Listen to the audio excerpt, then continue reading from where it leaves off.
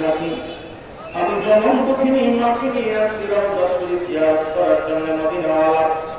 আমার মায়ের ক্যান্সার, রক্তের ক্যান্সার, লিভার ক্যান্সার, গরম ভাবের মধ্যে মা জননী আফসোস করেছিল, দাবি করেছিল, বাবা মরণের আগের জন্য আমি একটা মদিনাওয়ালার রওজা জিয়ারত করতে পারি।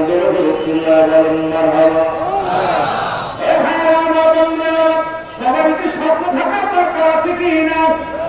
মদিনা যাওয়ার স্বপ্ন আছে কার